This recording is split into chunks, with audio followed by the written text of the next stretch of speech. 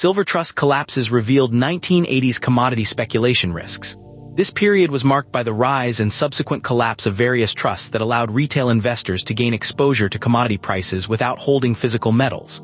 One such trust was Producers Refiners Corp, P&RC, which issued shares representing ownership in a pool of silver. It looks valuable and solid.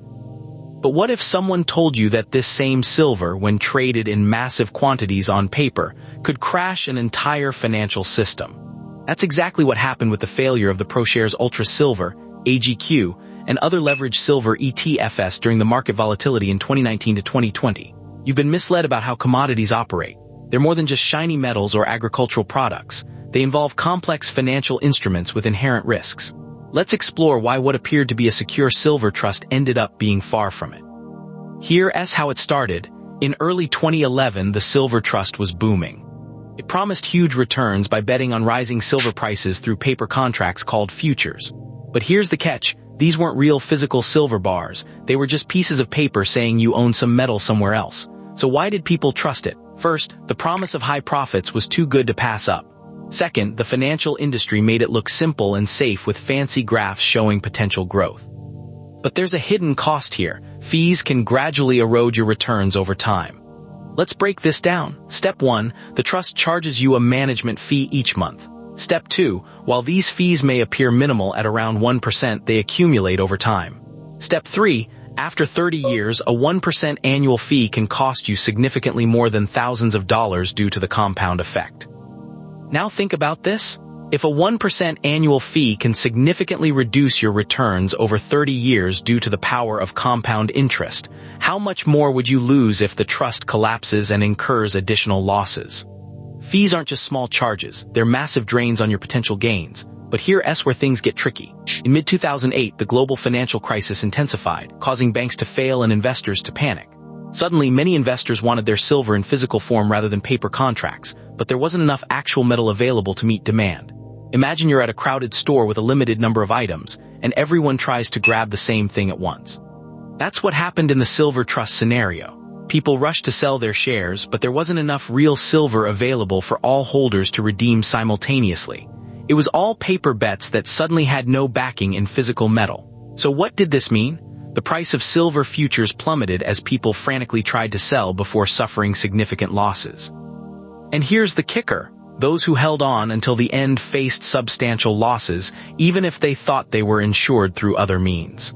This wasn't just about a drop in metal prices, it was a complete breakdown of trust and liquidity in the market.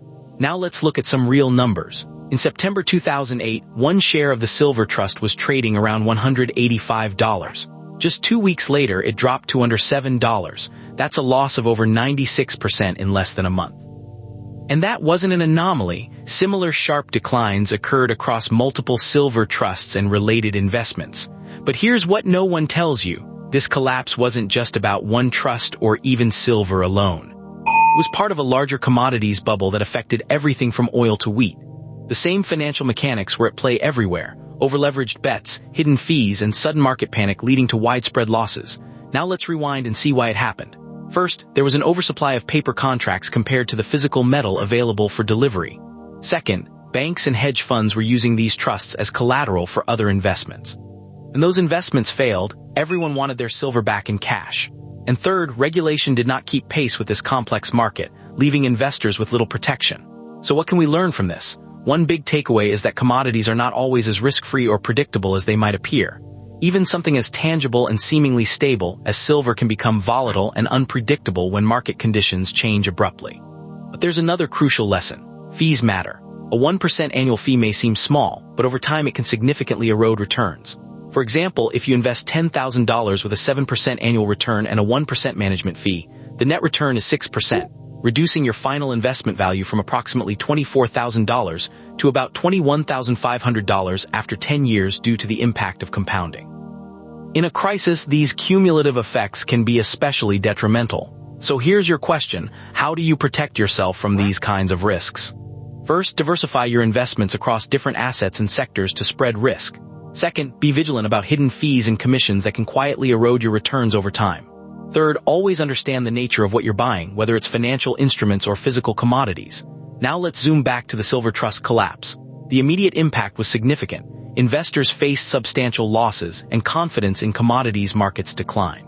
However, this event also led to long-term consequences. Regulators had to overhaul the management and regulation of these trusts to prevent future collapses. And here's where it gets interesting. While some people panicked and sold their holdings, others remained calm and identified buying opportunities. These individuals purchased at lower prices and benefited from the recovery once stability returned. This is a classic example of behavioral finance in action, illustrating the contrast between fear-driven decisions and rational thinking. But let's not forget another key player, the index funds. During this chaos, many traditional index funds, which track broad market indices, generally outperformed risky commodities bets because they were diversified across various sectors and did not use excessive leverage like some silver trusts. Now here's a surprising fact. Even though the collapse of silver trusts was shocking, it did not completely destroy the commodities markets. These markets eventually stabilized over time as regulatory measures improved and investors learned from past mistakes. But that doesn't mean we're immune to future bubbles or collapses. The real question is this: are you prepared when a financial crisis hits, causing widespread panic and mass selling? Now let's look at how fees quietly eat away at your money over time. If you invest $10,000 with a 2% annual fee, by the end of 10 years, that fee alone will cost you about $2,645. That's significant, even if less than losing it to high inflation rates. But here's another twist. In volatile markets like those seen during the financial crisis of 2008 to 2009, these fees become even more devastating because they're charged on a higher base each year before any decline.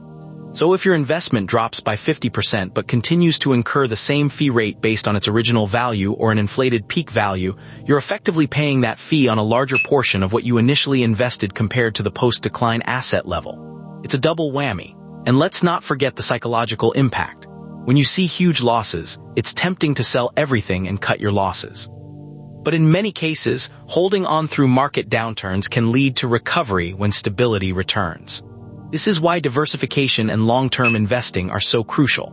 Now here's a concrete example. Imagine you're an investor who invested in a silver-related exchange-traded fund, ETF, or similar product around the time of a significant price decline or redemption issues.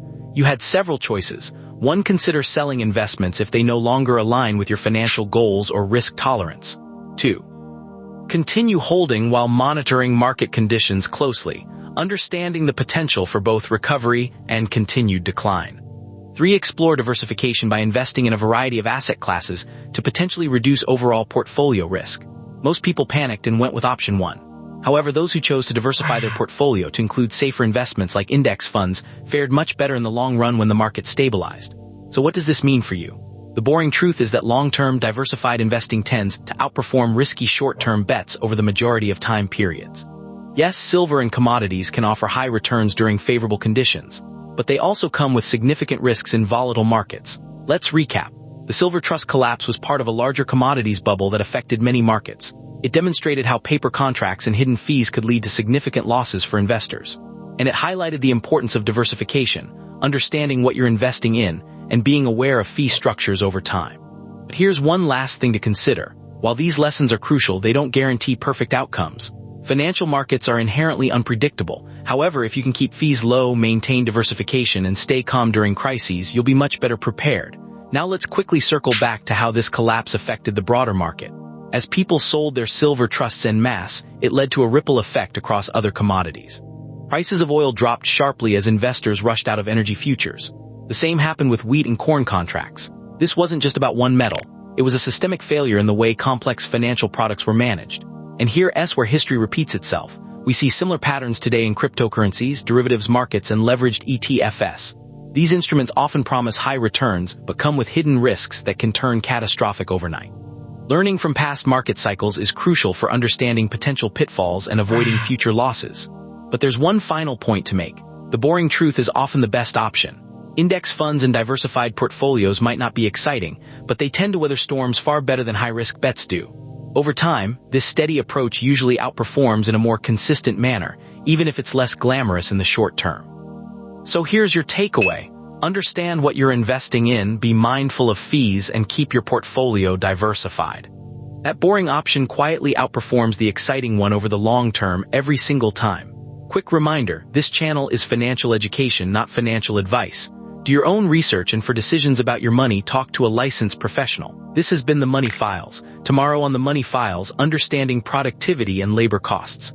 This is educational and historical, not financial advice.